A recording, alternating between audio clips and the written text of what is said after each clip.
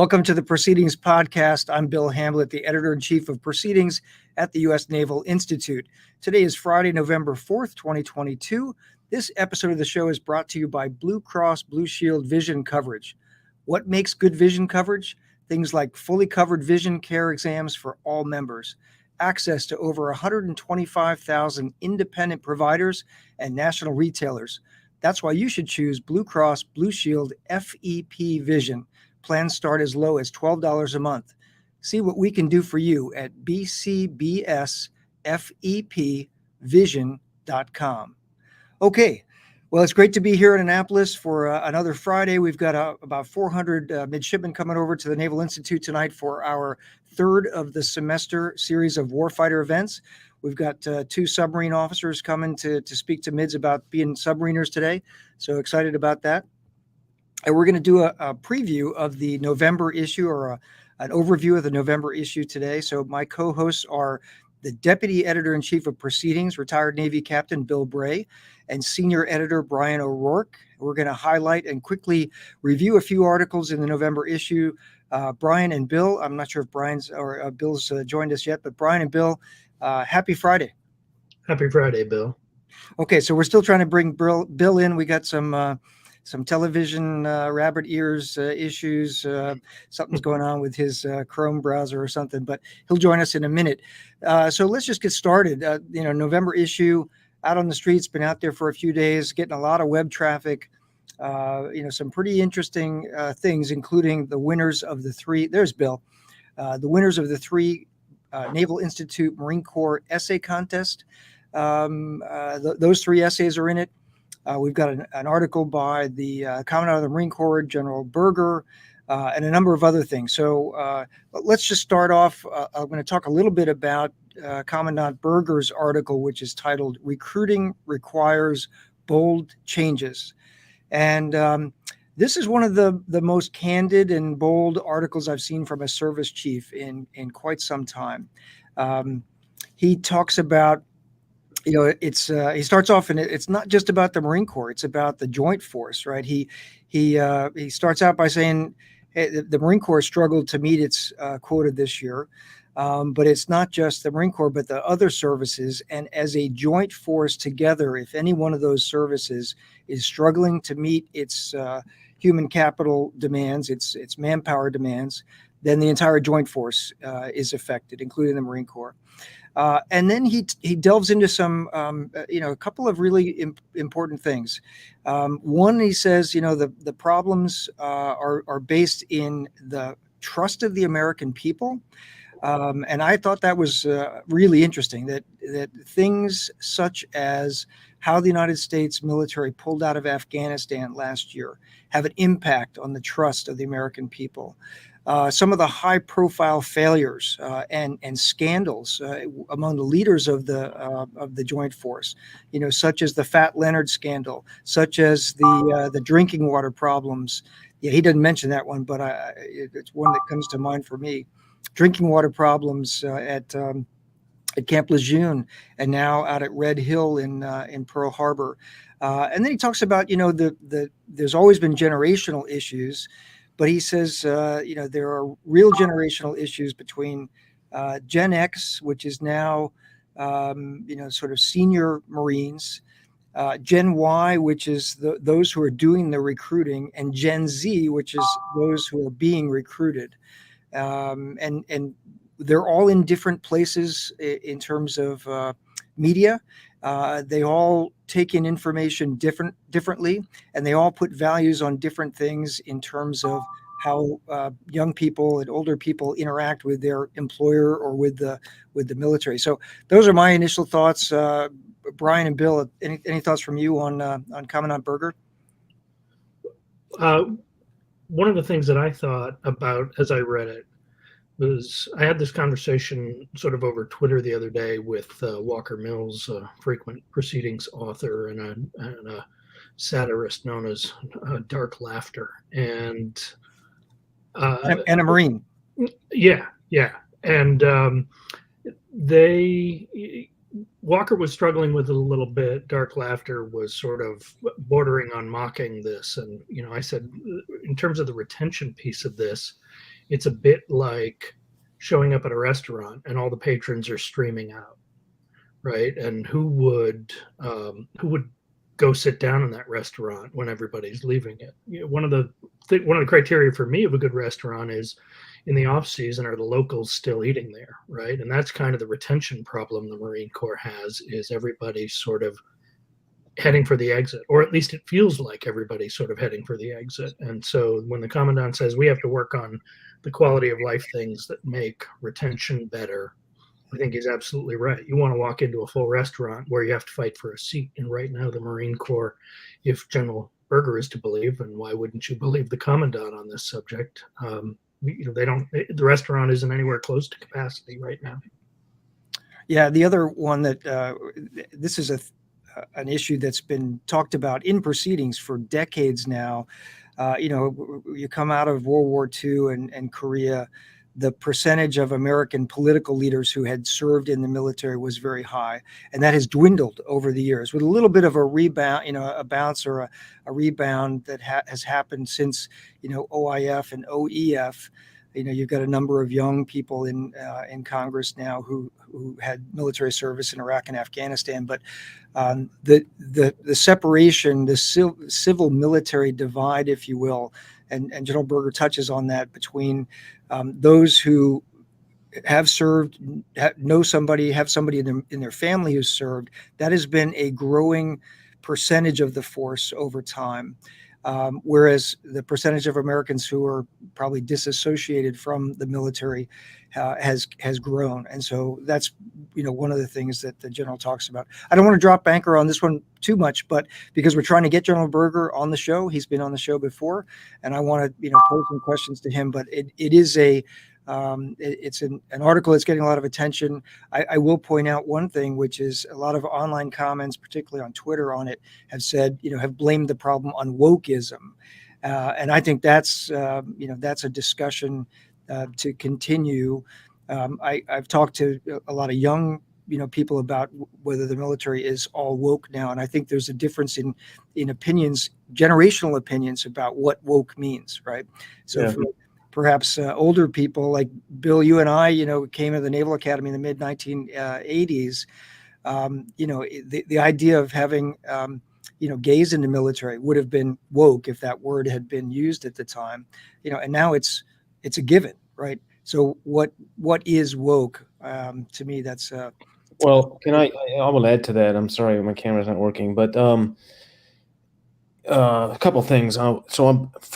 Last thing first, wokeism, I don't even know what that means, but I was looking at the Navy, and the Marine Corps and the Navy, in the same department. Just look at general military training. I looked that up recently.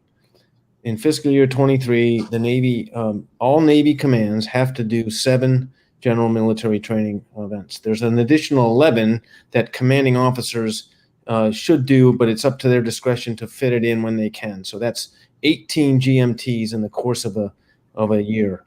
Okay, one of them is on equal opportunity. Another one is on sexual assault prevention. Now, I would ask somebody who thinks the military is too woke, should we not do sexual assault prevention training?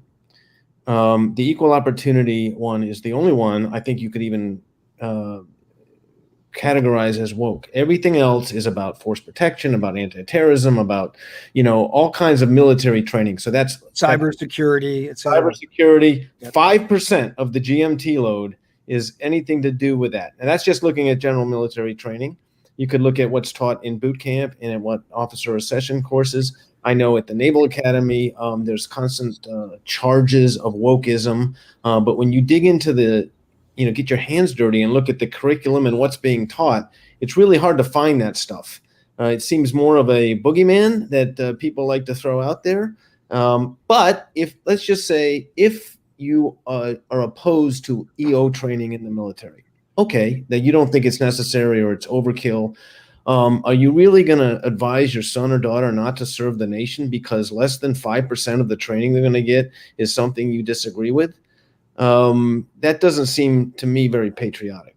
Yeah, interesting. Yeah, it's a good point. Brian, time for one quick one, and then we got to move on to the next thing. Yeah, well, I'm going to cheat and do two. When you talked about, people not knowing people in the military, Admiral Mullen at our history conference 5 years ago, when he gave his keynote address, he talked about that a little bit. And he said one of the unintended consequences of the Bray Base Realignment and Closing Commission was that the military left a lot of communities where they'd been coaches and volunteers and just people you saw at the grocery store. And as bases got consolidated, the average American had less and less contact with somebody in uniform in the normal course of life. And he said that's something that nobody foresaw, and it's really had an adverse effect. And it's something I haven't seen evidence that anybody's really thinking about since he said that, and I'm sure other people have said it too. The second thing on the question of wokeism, there's somewhat of a generational thing here. It's not completely confined to older generations, and younger generations are fine. It's much more nuanced than that. But I have a pretty wide acquaintance in all the military services, thanks to my work at that satire publication that I won't name on here. Duffel blog. And, the military version of the Onion, they call it. And I would say I've certainly encountered people who don't want to serve with women or people or gay people or whatever category you want to shoehorn people into. Mostly among people younger than me, and I'm a little bit younger than you guys, but not much. What I hear is, can they fight? That's all they want to know. Can they fight? Right. And they don't want to narrow the recruiting pool to particular categories. The only category they give a bleep about is, can they fight? And, maybe people a little older than me care a lot about that kind of stuff, but I don't think it has any bearing on what most of the people in uniform today think about any of it. No, that's a great point. I was sitting at a lunch table at the Naval Submarine League the other day, having lunch with a retired admiral who he was the first commanding officer of the USS Seawolf. And so submariner, fast attack guy, right? Very successful. We were talking about this very topic. And one of the things he said is, for me, I got two rules: show up, do your job. That's it. Right. So anyway, I want to point out Austere Roberto, who is one of our very dedicated listeners. He makes a comment. He says, I agree with 98% of the article, 2% disagreement, and that is on the term apolitical. Like Alex Jones versus the Sandy Hook parents, they tried ignoring him and his accolades for years and finally had to confront him. So, that's the point that General Berger makes, that the military's got to be apolitical, and that I think you're making the point, Austere Roberto, that that holds for a while, but at some point you gotta stand your ground, right? So interesting point. All right, well, let's go on to the next one. Brian, you had a couple of articles you wanted to talk about. So what was the first one? The first one is one of the professional notes. The headline title was The LCS Advantage for the Navy Marine Corps Team. And what stood out for me with this article was just that as with young people in the military today saying, can they fight? What can they do for us? The LCS is a pretty widely reviled platform in a lot of quarters. It is held up as an example of, a bad acquisition process, a bad concept, all sorts of things. But there are a bunch in the Navy. And this is a great example of people trying to make chicken salad out of another chicken-related substance. And, for me, I love that people aren't going, oh, it's that little something ship. Instead, they're saying, what can we do with it? Does it have any, it's not what we wanted it to be, but does it have any value to us? I just, I say young people, the authors are a commander and a lieutenant colonel. But compared to me, they're still relatively young in their 40s. But I thought that one was just a terrific example of the kind of dynamic thinking that people need. Okay, it may not be what we wanted, but it's here. Let's make the most of it. Yep. The other one struck me. It was the From the Deck Plates column department this month, Stand by Fire, Recovering from Mistakes, and it was by a Marine Corps Corporal Hayashi. She writes about her experience becoming an artillery section chief in the Marine Corps, and how excited and enthused she was, and how the moment at which she got her MOS and it was artillery, she fell in love with howitzers, and then she talks about having made a mistake. She called out the wrong charge for a shot, and so the shell fell on a very different spot than it was supposed to fall on. Nobody was hurt, nobody was killed, nobody was injured, but it was a big mistake, and she lost her qualification as section chief, and she had to go back into the trenches for a while and then requalify eventually. What struck me about this is how often we hear from our authors that the Navy and Marine Corps are very unforgiving of mistakes. People get relieved for cause for all sorts of things, and usually we get the generic loss of confidence in the ability to command or that kind of thing that doesn't really tell you anything. And I think that's true, but we hear from enlisted personnel about the mistakes they make and recover from a lot without it derailing careers. I mean, the Navy has completely different uniform insignia for people who've made mistakes and people who haven't made mistakes, right, if they're enlisted, right? The gold and the red stripes. That tells you something about them, but if you see that on a chief, you know that person really rebounded from something. I don't know where I'm going with it, except to say perhaps there's a lesson in the Navy and Marine Corps and the other armed forces for looking at how mistakes by enlisted people, who are usually at the pointier end of the stick, are dealt with versus people in command. You can lose your job because somebody under your command had a DUI, as though you're going to be able to be in the bar with all 150 people from your ship on Friday night and make sure they're all sober before they walk out. So I really applaud the corporal for writing, because she put herself out there and she said, I screwed up. Yeah, I love that one. I love that one too. And I also I want to point out to our listeners that, and I said this the other day at an event, that Proceedings, it used to be perceived as officer country. It is not. It is absolutely not. Some of the best stuff that we're publishing is by enlisted authors, and Corporal Hayashi's piece was one that caught my eye this month as we were going through the editing process. I love that piece, and I applaud her bravery and her willingness to to talk about her mistake. That was great. Bill, any thoughts on Hayashi's piece? Well, only it is a great piece that I was tagged with contacting the winners of that, and it was a little hard to get a hold of her because she thought she didn't believe the email that she won. She thought it was spam, and she was overjoyed that she won and that her voice could be heard. So it's one of those moments that makes you proud to work here. Yeah, that is kind of a funny thing, right? We reach out to the winners, and I think she took third place in the enlisted prize essay contest this year with that one. But we reach out to them and let them know that they've won a contest, which comes with, in some cases, up to $5,000 in prize money. And often the reaction can be to those emails, is this real, or is this like a Nigerian prince offering me a bank account? So you get some of that. Yeah, that's a good one. Bill, what was one of the highlights for you of this issue? Well, keeping on the theme of enlisted authors, Chief Petty Officer Chris Miner, John is his formal name, but he goes by Chris, won the Naval Intelligence Essay Contest this year. This is not his first win. He won the Enlisted Prize Essay Contest, a couple of years ago, Bill.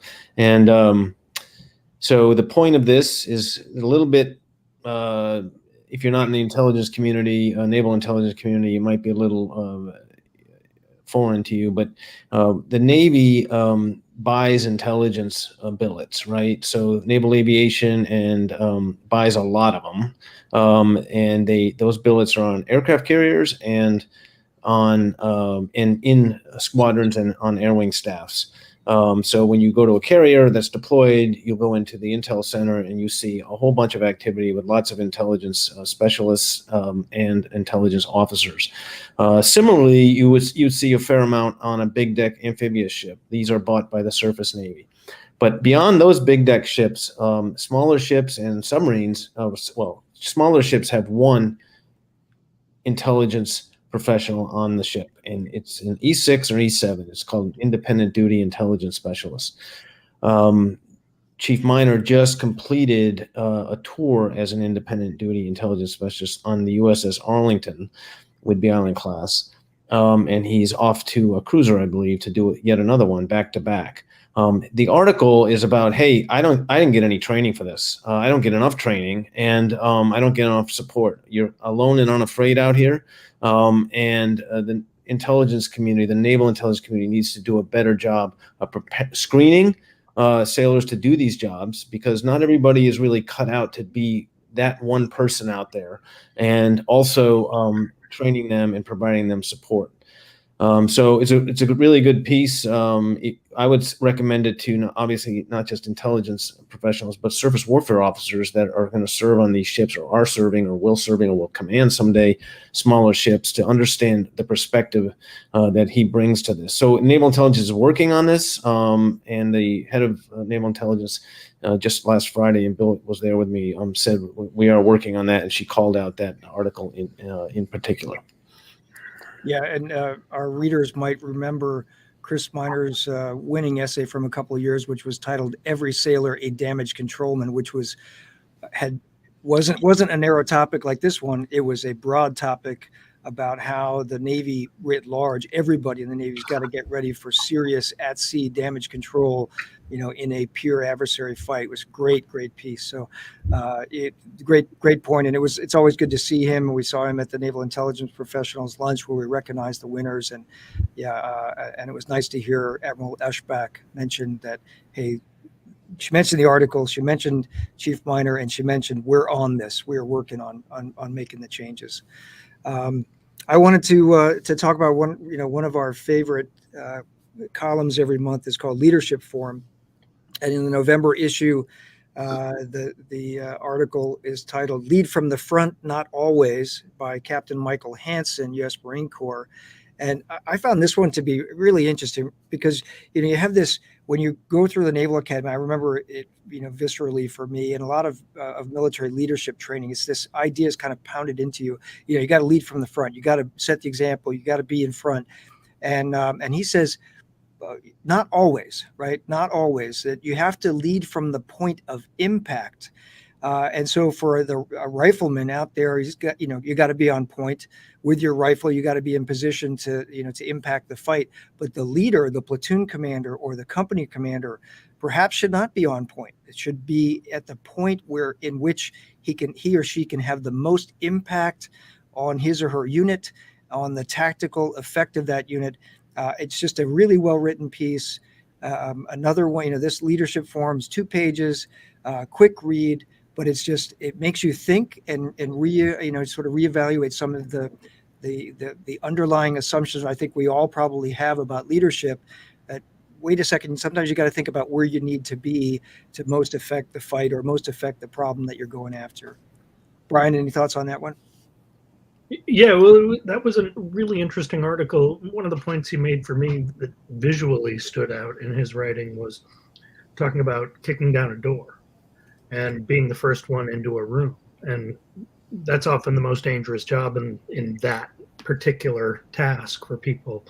And if you're the leader going through the door and it's dangerous for a reason, you leave a team without leadership entirely. And we've all seen it in movies and video games and things. I mean, I have zero experience of anything in uniform, but I know what that looks like, or at least I have a mental image of it. And I thought that was one of the most visceral parts of it for me, was getting that level.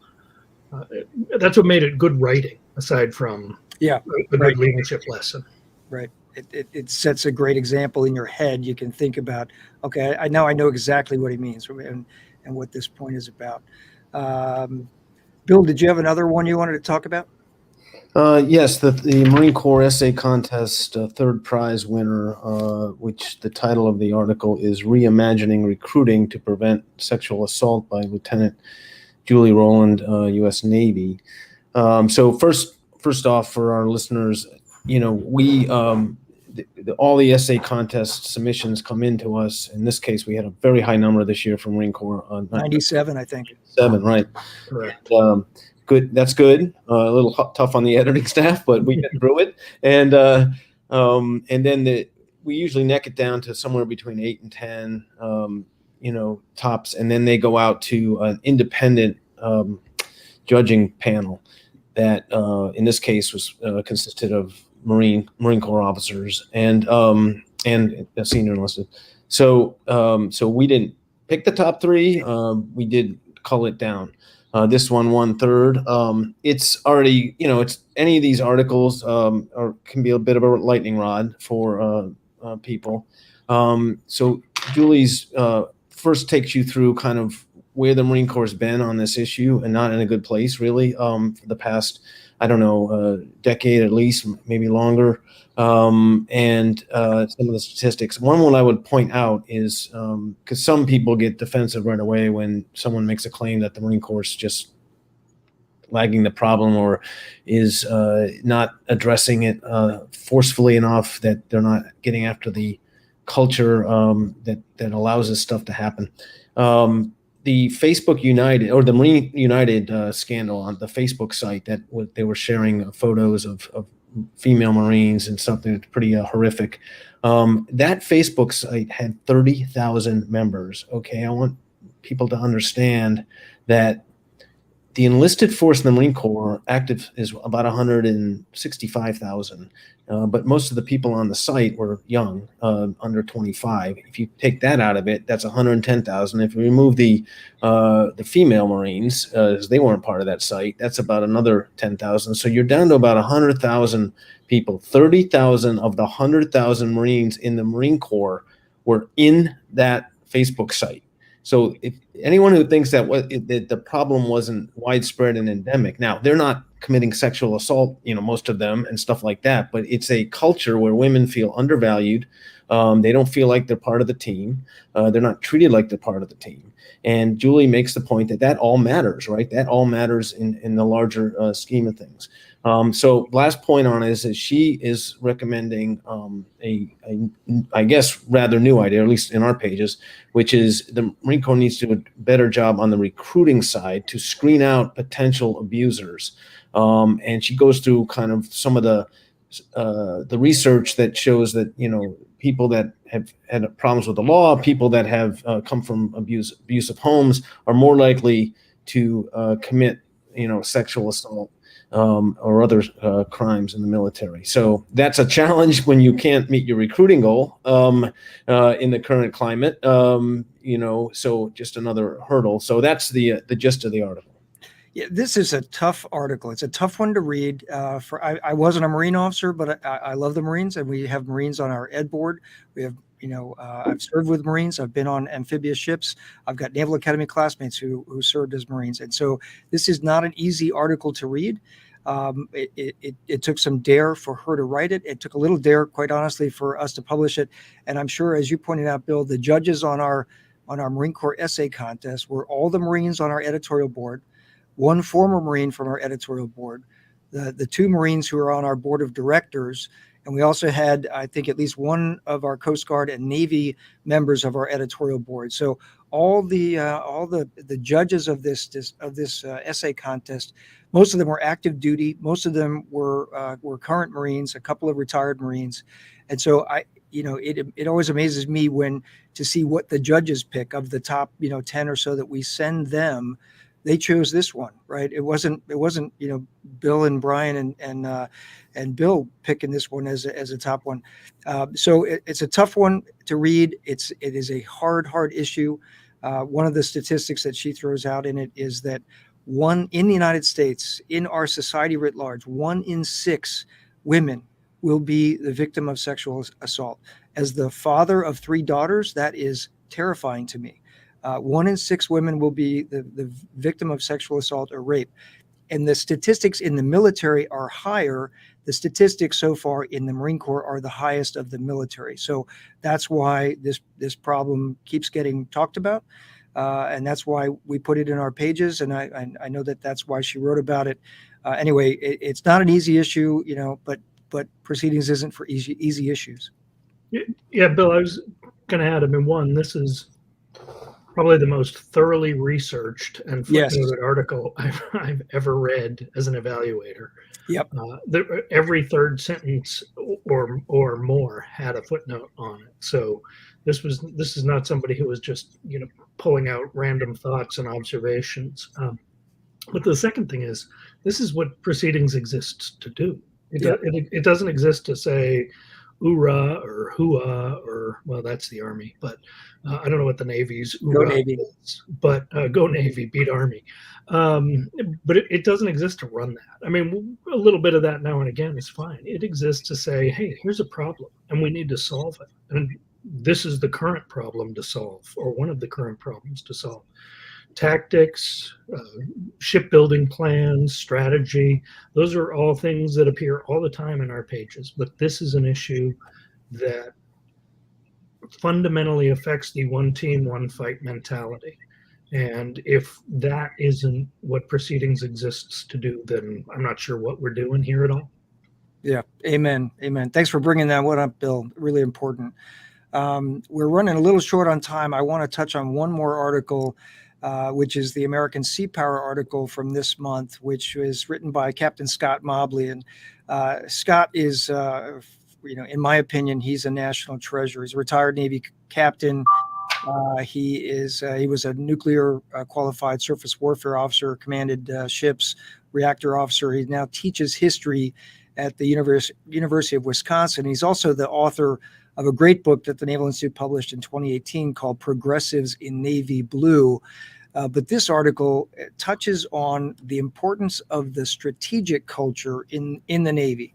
And his basic triangle, if you will, the three-legged stool that he describes, is that when the Navy has been successful, when it's been at its best, and he cites the interwar years, getting ready for World War II and in World War II, and then he cites again kind of the late 70s through the 1980s with the maritime strategy. And we've had John Lehman on the podcast, and Lehman wrote about how the Navy kind of recovered in that period, late 70s to late 80s. But Mobley says it's a three-legged stool, this strategy. There's the operators. There are the technocrats, if you will. So that might be the Hyman Rickovers of the Navy. Really important to understand how to engineer these complex things that we go to sea and fight on. And then there's also the strategists. And that Mobley essentially is saying that for the last 20, 30 years, really, since the end of the Cold War, the strategists have taken a back seat, and the Navy's been run by operators and it's been run by technocrats. And we are where we are now vis-a-vis the high-end threat, vis-a-vis the pacing threat, the China threat, because of that imbalance. And then he offers some insights and ideas on how to get that balance back. So it's a very important piece. I won't quote the often cited thing about culture eating strategy, right? But this is a terrific one, and it provides some real insights and history into the Navy's strategic culture that were new to me, or at least in a lot of cases reminded me of things that I'd forgotten. It's a terrific piece, and I commend Scott for it. I commend the work that he's done thinking about this, and the American Sea Power project continues, and it keeps hitting on all cylinders. In my view, we keep getting great pieces from authors every single month. So, Bill or Brian, want to jump on that one? I would just add, yes, it's a very good piece. I particularly enjoyed the part about the Admiral Rickover and the technocratic culture versus the strategic culture. We, Bill and I, came through the Naval Academy very kind of in the heat of this. Admiral Rickover was gone by then, but it was a very, very big issue. And John Lehman, Secretary Lehman at the time, battled with Rickover and about what do we need? What's the priority for naval officers? And the fights were legendary. It affected the curriculum at the Naval Academy and both their visions of what is important. Admiral Stavridis talks about how his very technically focused major at the Naval Academy was great for like the first 5 years in his career, but it didn't help him much past that. I really like that part. Brian? I agree. I think it's an interesting distinction that he made, sort of lumping those category or splitting those categories apart. And I have a history degree and I have an engineering degree, so I straddle the STEM versus humanities debate all the time. I don't think either part of those things are superior. And I think any culture that gets out of balance in that says we value this more than the other is losing out on something.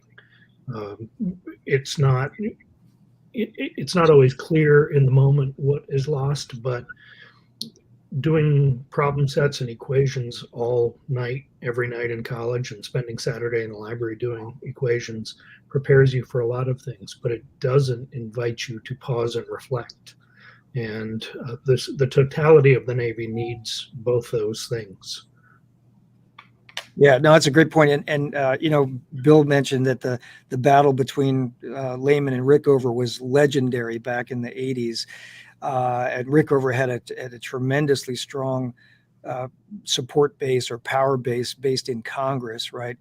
But that discussion has played out in the pages of Proceedings ever since then, and even before then. There's a constant. I can't remember the article we published just a couple of years ago on this, but it was to the decision of whether the surface community should be whether they should be navigation, bridge focused, navigator focused, maritime focused, or engineers, right? So there's that tension even within communities. But to your point, Brian, about the balance, and this three-legged stool, right? To be a successful naval officer, not just as an ensign through lieutenant, but also more senior, you've got to be operationally focused. You've got to have your time at sea. You have to know about the operational challenges and how to succeed at sea and in perhaps combat environment, warfighting focused. But you got to be able to think strategically. And you've also got to be somewhat of a technocrat because, we operate really complex. I visited the John Warner a couple of weeks ago and I know you did too, Brian, when she was here, thanks to Jeff Vandenagel, the XO of the ship. Yeah. But going, seeing that ship, and I didn't even get back to the reactor compartment, but seeing the complexity of that warship, nuclear reactor, the advanced sensors, the torpedo room, the weapons, the vertical launch cells, and knowing what she had done on her 7-month deployment, that requires operational skill excellence. It requires technical excellence, and the Navy's got to have all three of those in balance. So anyway, this month's American Sea Power Project, Scott Mobley, just a great piece. I'd just add, by many accounts, Alfred Thayer Mahan wasn't much of a seaman as a captain, but I doubt he would have been as good a strategic thinker and historian of naval things if he hadn't been a seaman at all. Great point. Great point. Well, we're running a little long on time here. Bill, Brian, any parting shots or thoughts before we sign off?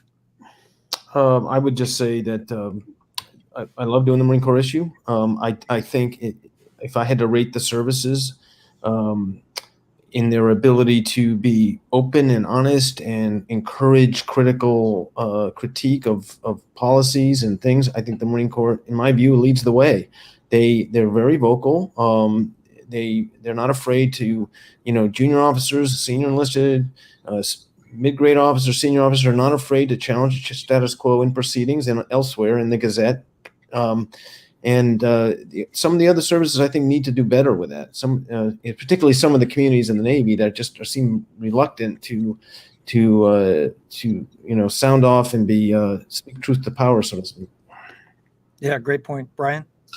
Yeah, that bias toward action translates into the action of the keyboard and the pen sometimes, and I think Marines appear to be less afraid of putting their foot wrong when they put pen to paper, virtually or otherwise. It is an outstanding issue to work on to edit because we invariably wind up leaving behind some articles that in any other themed issue would have been featured prominently in it because we have so much good content for it. It's a great great pause in the calendar every year to sit back and absorb fully. 100%. Yeah, we're never lacking for Marine Corps content for that issue. It's just great. Yeah. Well, unfortunately, we're out of time. That wraps up another episode of the Proceedings podcast, brought to you this week by Blue Cross Blue Shield Vision. What makes good vision coverage? Things like fully covered vision care exams for all members, access to over 125,000 independent providers and national retailers. That's why you should choose Blue Cross Blue Shield FEP Vision. Plans start as low as $12 a month. See what you can do at bcbsfepvision.com. If you enjoy the show, like us, subscribe to our channel, tell your friends, become a member of the Naval Institute at usni.org/join. And until next week, remember, victory begins at the Naval Institute.